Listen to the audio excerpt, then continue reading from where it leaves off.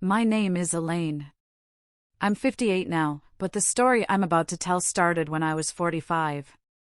At the time, I had been married to my husband, Richard, for 17 years. He was charming, always in control, and he ran a successful real estate development business. Everyone admired him. People would say, "Elaine, you're so lucky to have a man like that." And for a long time, I believed them. I worked as his secretary. Not because I had to, but because he asked me to.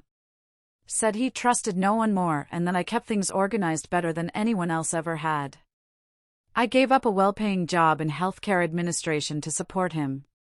I handled all his calls, scheduled meetings, answered emails, typed contracts, sent invoices, everything. I wasn't just his wife. I was the quiet engine behind his entire operation. We never had children. It just didn't happen for us. So his business became our child, in a way. I poured all my energy into it, and into him. But around our 12th year working together, things started to change. He began locking his office when he stepped out. Taking meetings without me. Password protecting everything, even the team calendar. At first, I thought he was stressed. He said deals were falling through. That we needed to tighten the ship. He cut off some of our contractors, changed accountants, and started doing more things in cash. And then, there was a woman. Her name was Laurel.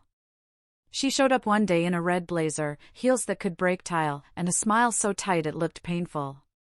She said she was a consultant. Said Richard hired her to help streamline operations. Except, she didn't know anything about our books. She didn't have access to our systems. She spent most of her time in closed-door meetings with him. One evening, after they'd worked late, I walked into his office to leave a file. I found 2 wine glasses on his desk. One had lipstick on it. That night, I confronted him. He laughed. "Elaine, don't be paranoid," he said. "She's here to help." That's it. So I let it go. Like I always did. Until a month later, I got a call. A man with a deep voice and a clipped tone. "Is this Elaine Myers?" "Yes. This is Special Agent Carter with the IRS. I need to ask you a few questions about your husband's business." My blood went cold. I thought it was a prank. But it wasn't. What I learned over the next few weeks would tear apart everything I thought I knew about Richard, and about myself. The day after the call from the IRS, I sat on my bed and stared at the floor for what felt like hours. I kept thinking, there must be a mistake. But Agent Carter called again. He asked to meet at a local field office. I went alone. He slid a folder across the table. Inside were bank statements, company records, cash transfers, dozens of things I had never seen. "Your husband has opened 8 accounts in your name and is funneling money through shell companies overseas," he said calmly. I blinked. "That's not possible." "I would know. I handle everything." "That's what makes this interesting," he said. Turns out, Richard had been using my signature, copied from old documents. He'd opened accounts, bought property, and transferred funds using forged paperwork. I was listed as an executive on several LLCs I'd never heard of. In the eyes of the law, I was a co-conspirator. Agent Carter told me I wasn't under arrest, but I was under investigation. When I confronted Richard that night, he didn't even flinch. "You wouldn't survive without me," he said. "You want to go to jail, Elaine? Because I can make that happen." That was the moment something inside me snapped. I stopped being afraid. The next day, I packed a small suitcase, took the backup drive I had been secretly saving every month, and drove straight to the IRS. "I'll testify," I told them. "I want immunity."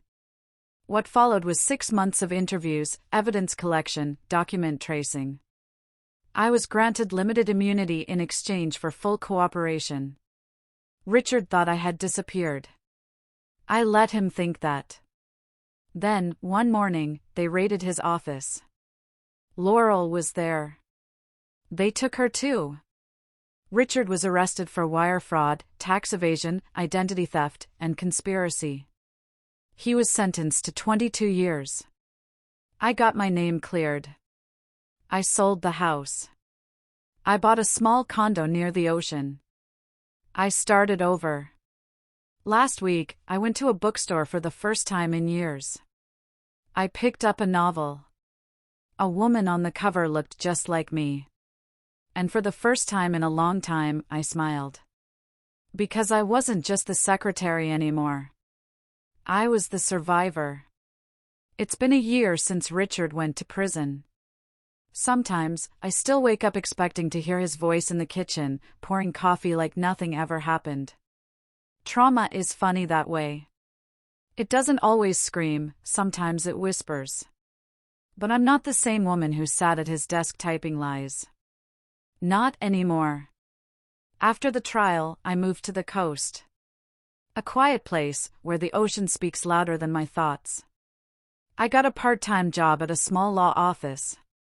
Ironically, I'm still answering phones, but now I do it for a woman named Nancy, a fierce divorce attorney who saw my resume and said, "Let's make sure no one ever goes through what you did."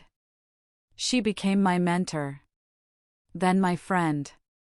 She encouraged me to write my story. At first, I laughed. Then I cried. Then I wrote. It started as journal entries. Then blog posts.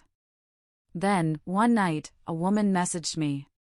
"My husband is hiding money too. I didn't know who to tell until I found your post." That's when it hit me, what happened to me wasn't just a tragedy. It was a warning. A call to other women who give up their jobs, their names, their independence in the name of love. So I kept writing. I joined support groups. I started speaking at women's legal aid events. And little by little, I turned pain into purpose. Last month, I was invited to speak at a conference for financial literacy in marriage. I stood in front of 300 women and said, "You can love someone completely and still need to protect yourself. Trust is beautiful. But trust without transparency is just a risk." They stood. They clapped. I cried.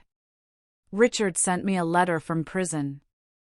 It sat unopened on my desk for 3 weeks. Then I opened it. All it said was, "I hope you're happy." I am.